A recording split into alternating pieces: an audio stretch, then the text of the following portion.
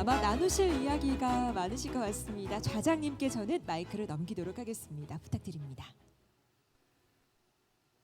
마스크는 착용하고 진행하도록 하겠습니다. 양해 부탁드립니다.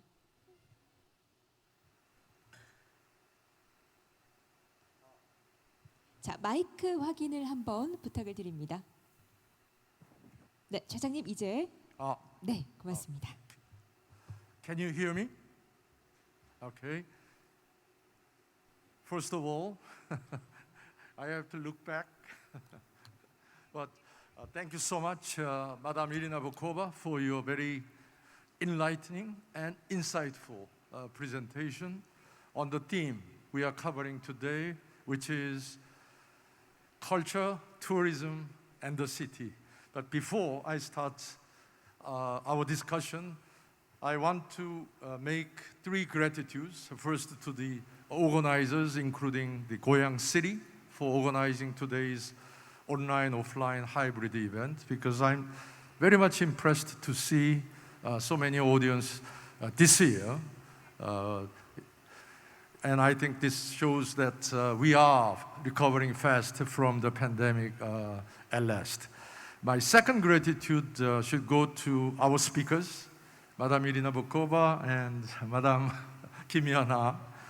And it gives me a great pleasure to moderate the conversation between the two prominent women leaders.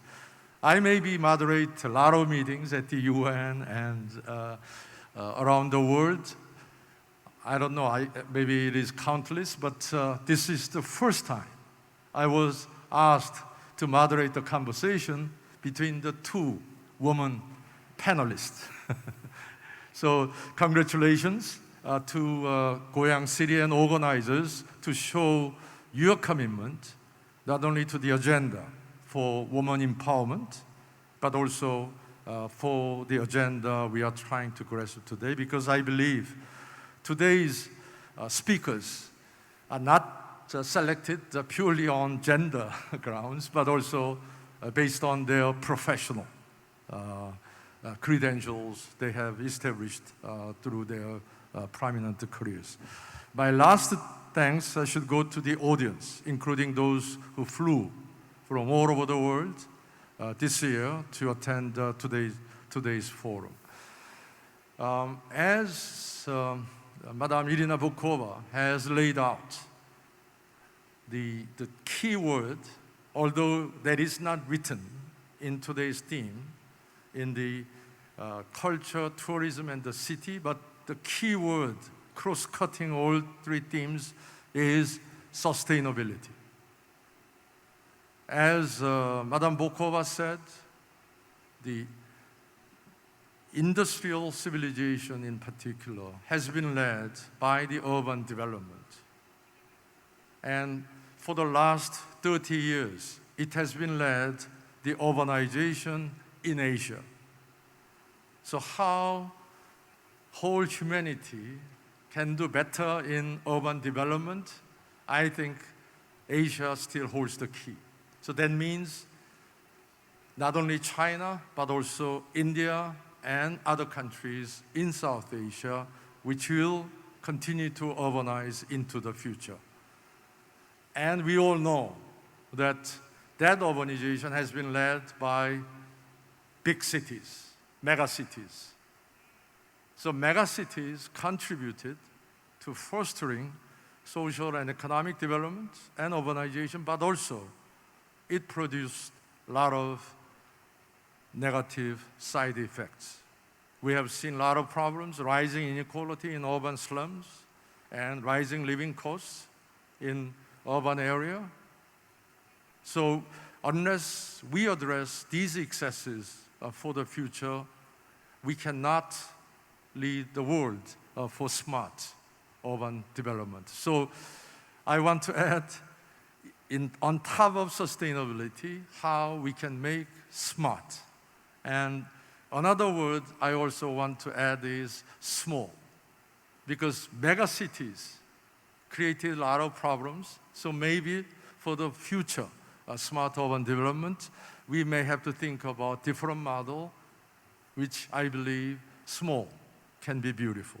So with that, now I'd like to invite Madam Kim Hyun-ah, and she has also very distinguished credential, because Madam Irina Bokova was the first woman elected Director General of the UNESCO, but Madam Kim Hyun-ah also has the record of being elected to the National Assembly of Korea as the urban planner. So she, I think, has a lot of things she wants to share with us. So first, I want to give Madam Kim Hyun-ah to give the chance to make comments or ask questions to what Madam Irina Bokova said, but also you can add your own insights as you want. 네, 먼저 감사드립니다. 저는 김현아라고 합니다. 공부는 도시계획을 했고요. 학교에서 학위를 마치고 정작 제가 연구를 한 분야는 주택과 부동산 정책이었습니다. 21년 동안 연구원 생활을 하다가 국회에 국회의원이 됐고 나라에서 정부 정책과 또 실제로 법을 만들어가는 과정을 경험하게 됐습니다. 근데 저는 원래 전공이 도시계획이다 보니까 늘 도시에 관심이 많았고 오늘 이 자리에서 도시에 대해서 얘기할 수 있다는 것을 매우 기쁘게 생각합니다. 특히 제가 살고 있는 고양시에 관해서 얘기할 수 있어서 매우 영광스럽습니다. 김원기 대사님이 도시 전공자도 아니신데 앞에 이 도시에 대해서 이렇게 많은 전문적인 식견을 갖고 얘기를 하시니까 제가 사실 좀 드릴 말씀이 없는데 저는 어제 또 지금 오늘 마담 보코바의 여러 가지 이슈, 디스커션 이슈를 보고 몇 가지 제가 여기서 좀 논의하고 싶은 이야기가 있어서 그것을 한번 여러분들에게 전해드리려고 합니다. UN 국제기구에서는 여전히 도시화가 진행된다고 얘기를 합니다. 그리고 앞으로도 한 30년 동안 도시화가 계속 이어질 것이라고 얘기를 합니다. 근데 그 도시화의 내용적으로 보면 주로 아프리카와 아시아에서 도시화가 일어나고 있고 이미 우리나라를 비롯한 선진국에서는 공교롭게도 도시가 쇠퇴하고 있습니다. 저출산에 대한 인구 감소도 있지만 또 한편에서 보면 사람들이 더 편리한 곳으로 더 모여서 효율성을 높일 수 있는 곳으로 모여들면서 대도시권은 더 큰 메가시티로 성장하는 반면에 작은 도시들은 인구가 감소하고 비어버리는 유령 도시가 되기도 합니다. 그렇다면 대한민국은 어디에 속해 있을까요? 여러분, 대한민국이 개발도상 국가라고 생각하십니까? 아니면 대한민국은 선진국이라고 생각하십니까? 대사님 어떻게 생각하세요? 대한민국은 어디에 있습니까? 유엔이 공식적으로 인정한 개도국에서 선진국으로 성장한 유일한 나라인데 네. 그건 이제 거치고요. 우리 아까 보코바 여사 말씀하신 대로 그 내면을 들여다보면 I think we have still long way to go to be a real advanced country. 네. 저희가 왜 선진국에 도달했지만 내용적으로 선진국이라고 인정받지 못하는가 제가 곰곰이 생각해 봤습니다. 도시라는 측면에서 보면 우리는 다른 선진국들이 거의 100년에 걸쳐서 해왔던 도시화를 30년 동안에 아주 빠른 속도로 진행을 했습니다. 지금 보코바 여사가 얘기하는 도시화 문화를 얘기할 때 공교롭게도 한국에서는 고도 성장을 하는 과정에서 낡은 것은 효율성이 낮다고 생각을 했습니다. 낡은 것은 옛 것이라 새 것으로 바꿔야 된다고 생각을 했고 선진국에서 빠른 속도로 들어오는 여러 가지 문명과 기술들을 우리의 옛 것들하고 굉장히 빠르게 교체하는 것이 발전이라고 여겨왔습니다. 서울에서도 보면 많은 문화 유적 터들이 아파트로 변모를 하고 고층 빌딩으로 변모를 했습니다. 그러다가 이제 와서야 우리는 우리가 갖고 있는 가치, 우리 문화에 대해서 재평가를 하기 시작합니다. 공교롭게도 K-팝이라든가 K-뷰티, 한류가 전 세계적으로 엄청난 파급력을 가지면서 이제는 그러시더라고요. 어디 나가서 대한민국 여권을 보여주면 너무나 자랑스럽다고 얘기를 하십니다.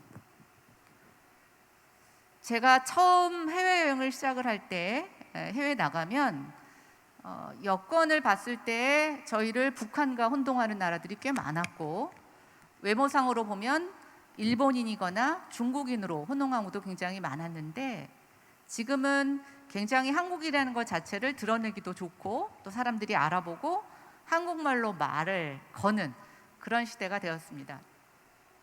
다시 돌아가서 빠른 고도 성장에서 우리의 문화유산을 다 새 것으로, 남의 나라 것으로 바꿨는데, 이제 와서 보니 우리 것이 너무 소중하고 가치가 있다는 것을 깨닫게 되었습니다. 그래서 앞다퉈 문화유적이 많이 있는 대한민국의 대도시들은 그런 문화를 회복하고 재생하는 일들을 발빠르게 추진해 왔습니다.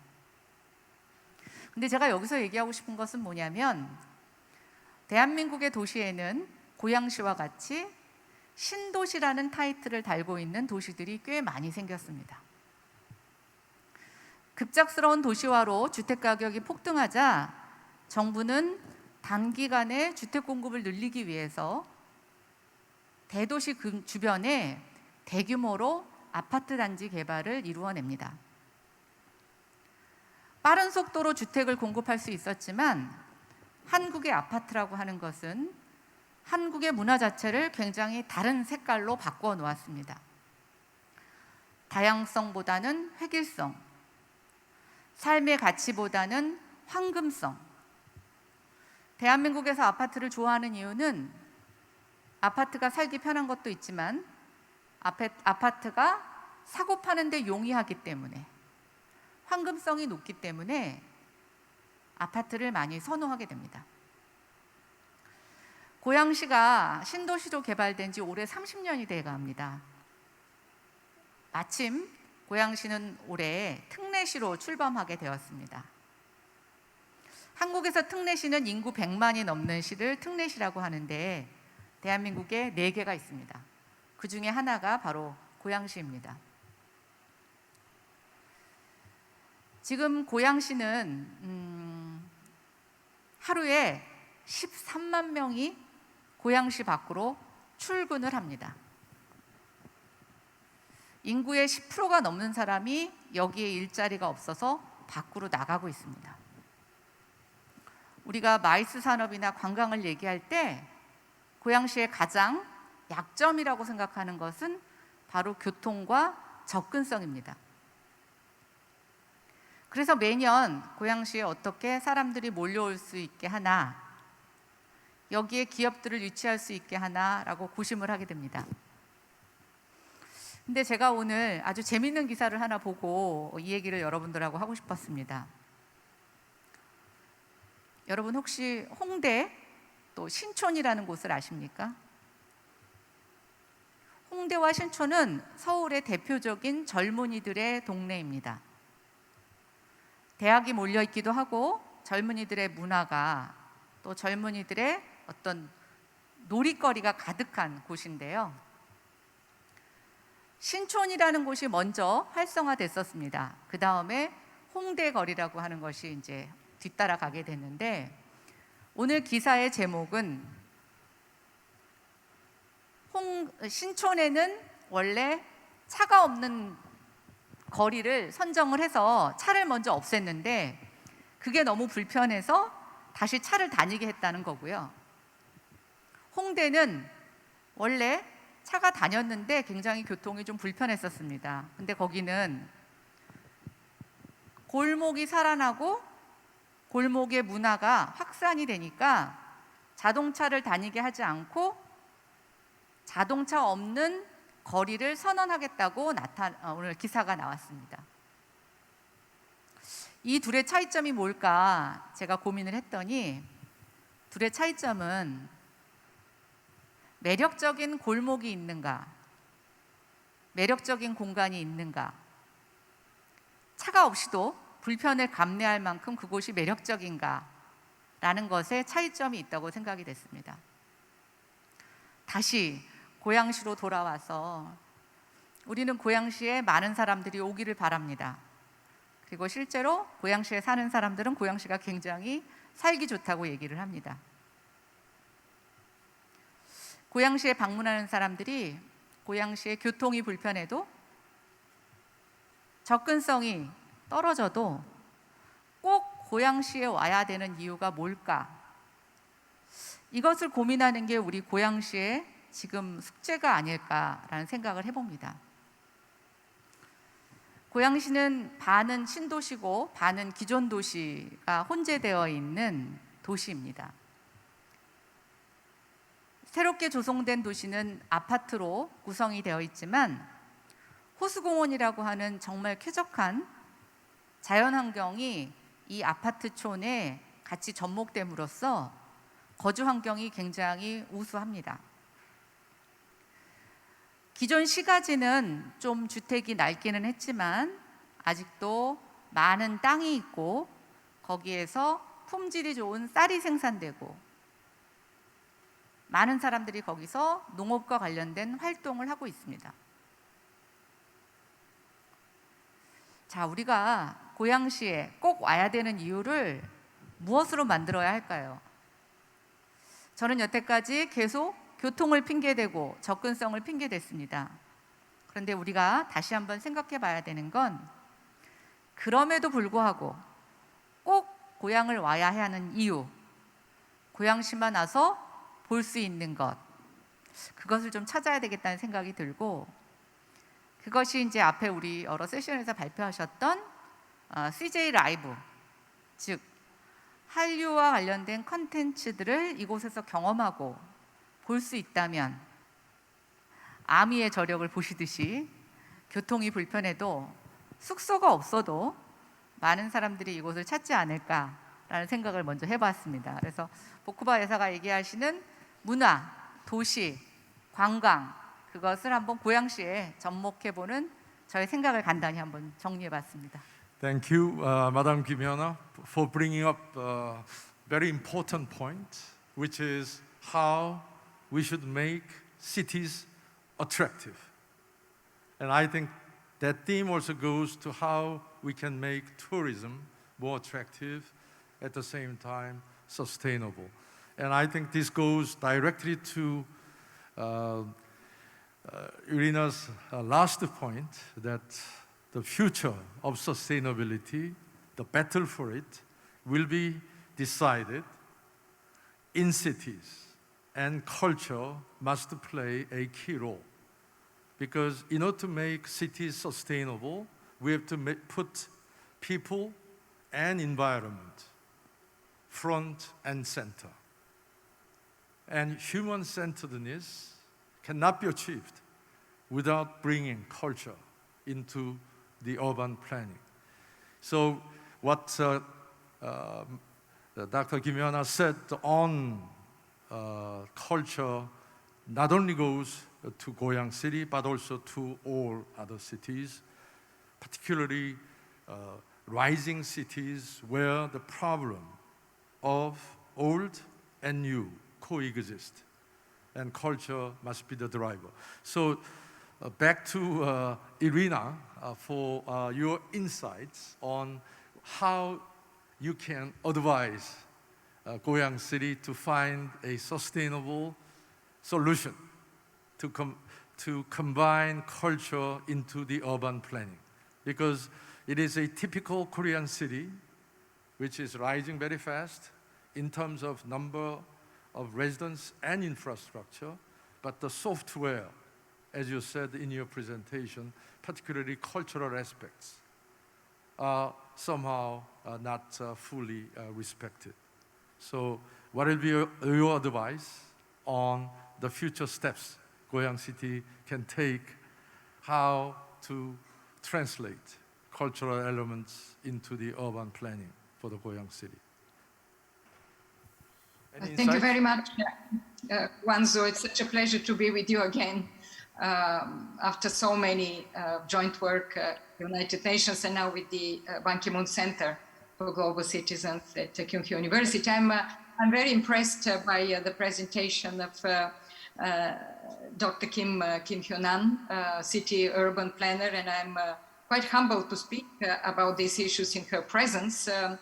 But let me just say, and I believe her presentation had two aspects. The first aspect, of course, and I do agree with it, that with the COVID-19, with people moving sometimes out of the big cities, mostly, I would say, in the developed world, we see indeed the tendency where a new concept of urban planning is emerging. It is the 15-minute city.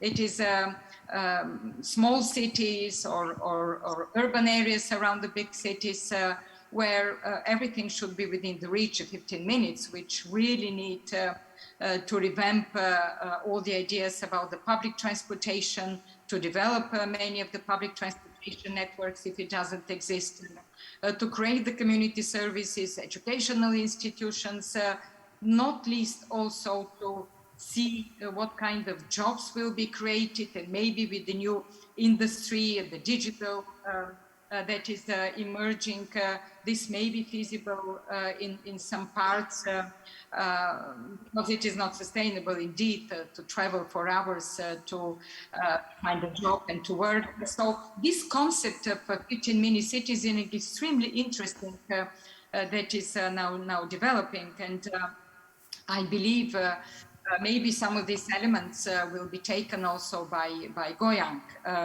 And the second, of course, the second aspect is indeed how to make these urban areas, which already exist in this particular case, when you have an old area, when there are new constructions also being built. But many of these, I would say, settings, and I believe Goyang is not a big exception to that, initially has not been planned to incorporate in themselves all the elements that are needed for culture, for entertainment. It was rather the next big city, in this particular case, Seoul, that was supposed to provide it. And I think nowadays, and this is the merit, I believe, of your conference and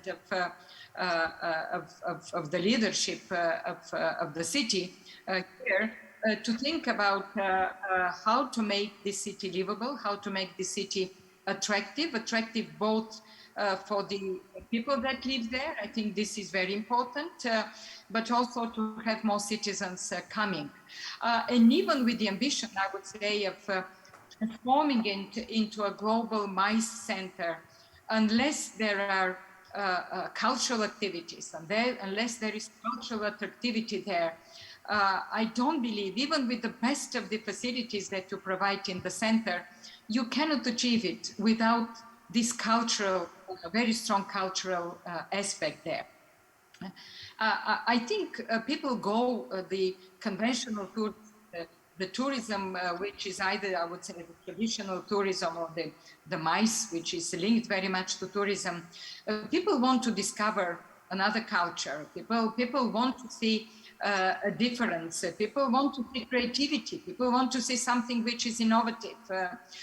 And this is where I believe, Korea, with your experience, I did mention previously that it's a remarkable country and people, and I always admire this, that you are deeply respecting your own culture, tangible, intangible. You're so much linked. It is part of your identity. But at the same time, you're in the modern age. You're on the cutting edge of technology. You're on the cutting edge of science, of innovation, of the digital. And I think this combination within the two, incorporated into the city planning, incorporated into the MICE ambition, can give a lot of advantage in your quest for becoming really a world MICE leader. So these are my preliminary remarks. Thank you so much. I fully agree with you that MICE-related tourism, I think Goyang City can do very well, and also it will create a lot of jobs and value added for the future. But in that respect, I was a bit surprised when you say 8 cities are included in the UNESCO Creative Cities Network, but Goyang is not there. So, well, Dr. Kim, can you tell me what is the reason? Well, I think that there is maybe one of the ambitions. There may Yes. be something that But- should be developed there. But reflection should start from thinking about why Goyang is not included and what should be done differently for the future. 왜 고양이 포함 안 I'm 되는 ready 거죠? to participate. Why Goyang is not there? 근데 분명한 사실은 고향은 고향에 사는 사람들은 고향이 되게 좋다고 생각을 합니다. 그런데 정작 고향 도시에 대한 평가를 보면 고양시에 사는 사람보다 고양시를 밖에서 보는 사람들이 훨씬 점수를 후하게 줍니다. 그러니까 저는 이게 참 모순이 있다고 생각이 되는데 그냥 살기에는 좋지만 뭔가 여기에 조금 더 뭔가 부족한 게 있다라고 주민들이 스스로 느끼는 게 아닌가. 그게 사실은 외부와의 접촉, 교류, 또 새로운 창의적인 것들을 만들어낼 수 있는 일종의 기회 같은 것이 이곳에는 충분하지 못하다고 느끼는 게 아닌가라는 생각이 들고, 아마 그것 때문에 그 창의 도시 안에 고양시가 들어가지 못하는 게 아닐까라는 생각을 했었는데요. 이제 이 대도시가 갖는 여러 가지 문제점들, 또 이제 중소도시들의 쇠퇴 문제에서 얘기해 주셨는데, 제가 또 하나 이제 좀 질문 드리고 싶은 거나 또 우리가 같이 좀 공유했으면 좋겠는 게, 이제 교수님도 국제 세미나를 한국에 유치하시는 경험도 있으시고 할 텐데, 제가 몇 년 전부터 느끼는 특징이 하나 있습니다. 서울에 오라고 하면 뭐 굉장히 반가워하지만 연속해서 서울에 오면 별로 재미있어 하지를 않습니다. 서울보다 조금 먼 지방 도시에 자연 환경이 좋은 데로 초청을 하면 참가자 수가 갑자기 줄어듭니다. 근데 묘하게도 2군데를 추천을 하면 서로 오겠다고 합니다. 거기가 어디냐면 제주도와 경주입니다. 제주도는 굉장히 많은 사람들이 와보고 싶어 합니다. 근데 제주도는 사실상 비행기 아니면 배밖에 갈 수가 없어서 날씨가 받쳐주지 않으면 들어갔다 못 나올 수도 있는데, 사람들이 제주를 오겠다고 하면 가족들과 함께 또 국제회의보다 더 체류 기간을 늘려서 그곳에 머물려고 합니다. 또 한편으로 경주는 전통적인 한국의 역사와 문화재를 보고 체험할 수 있는 공간입니다. 그래서 그것에 오려고 합니다. 제가 다시 왜 이 말씀을 드리냐면, 고양시는 제주도가 될 수가 없습니다. 경주도 될 수 없습니다. 근데 저는 우리가 지금 이 시대에 코로나와 디지털 트윈이라고 하는 거대한 흐름의 변화의 흐름에서 사는 우리에게 있어서 도시의 문화가 무엇일까? 저는 이제 우리가 새롭게 좀 규정하고 그걸 만들어갈 필요가 있다고 생각합니다. 도시의 문화는 결국 저는 컨텐츠가 어떻게 누적이 되고 그게 어떤 맥락을 만들어 가느냐, 또 그게 어떤 스토리 위로 엮어지느냐에 따라서 문화가 될 수 있다고 생각이 됩니다. 저는 요즘 20대들이 하는 얘기를 잘 알아듣지 못합니다. 그들만의 언어, 또 그들만의 라이프 스타일, 또 그들의 가치관이 부모 세대인 저는 사실은 굉장히 동의하기 어려운 측면들이 있습니다. 근데 분명한 건 그들의 가치관은, 그들이 만드는 문화는 역사적인 전통적인 건축물이 없어도, 문화재가 없어도 어떤 새로운 도시 문화를 만들 수 있지 않을까라고 하는 저는 가능성을 보게 됐습니다. 그러면 우리가 역사적 건물도 없고 딱히 드러낼 문화라고 하는 것을 찾기가 어려운 이렇게 한국의 갑작스럽게 급속도로 개발된 도시에서 과연 우리가 문화를 어떻게 만들어 갈 것인가, 거기에 대한 보쿠바 여사의 좀 조언을 듣고 싶습니다. Also, thanks for Dr. Kim's question, but also I'd like to expand her question about culture by including another important aspect of sustainability, which is nature friendly. And I think Goyang can do very well in showing a very good model by providing living spaces in a way very friendly with ecosystem and its environment.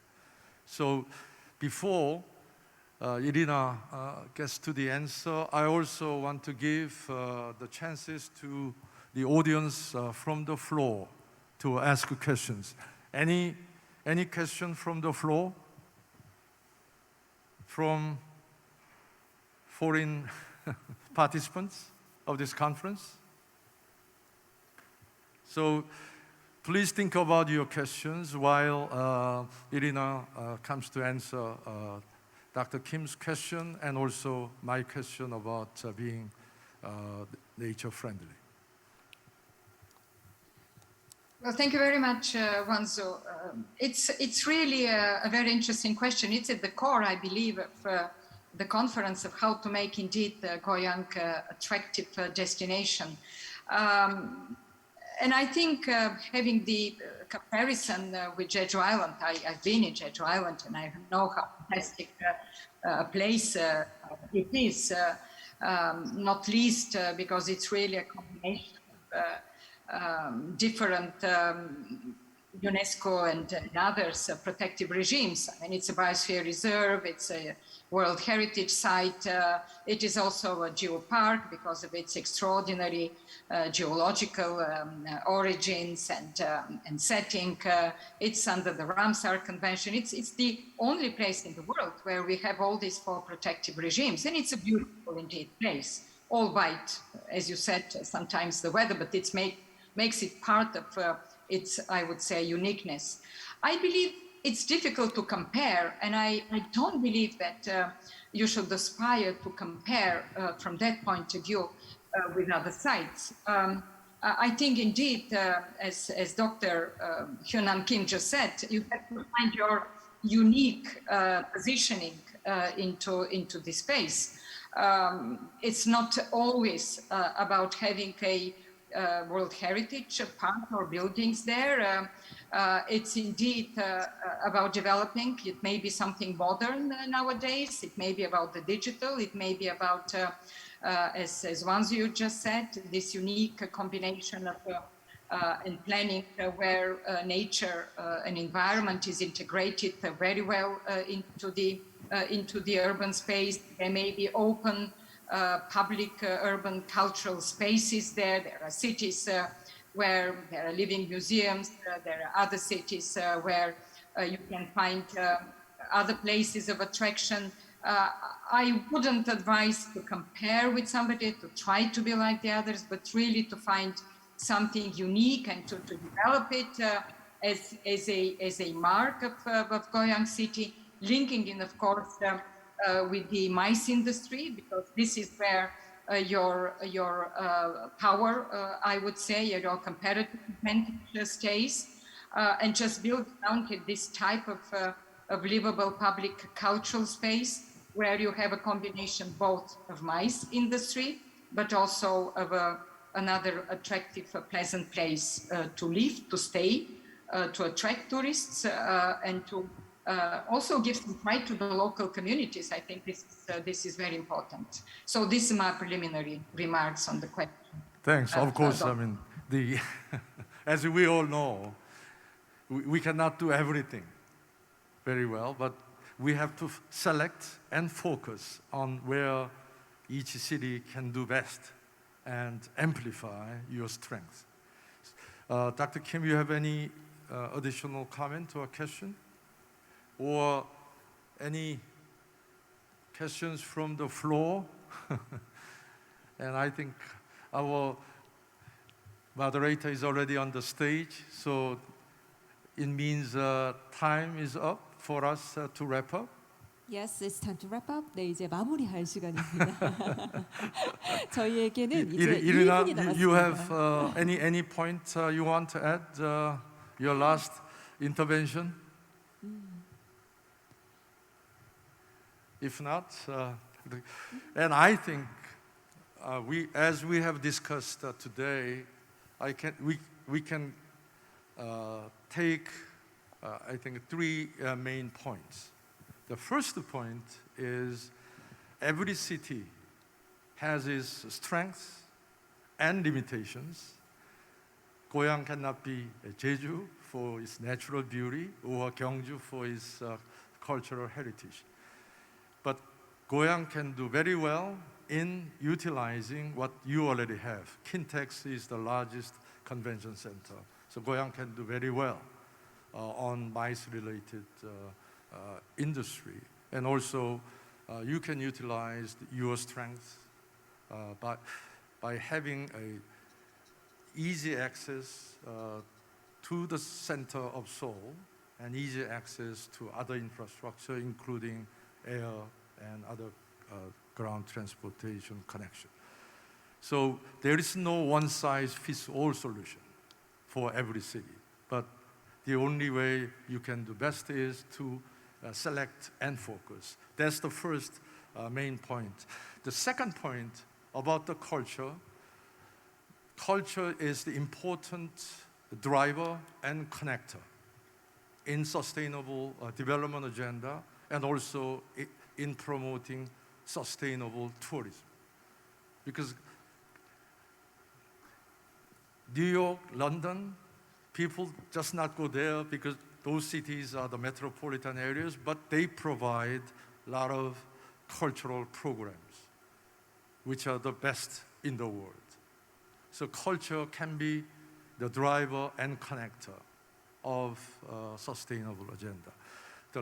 The last point about, and I hope Korea can provide a future model for urbanization, because Korea is almost urbanized, maybe 95%, but still China, only half of population has been urbanized, much less in India.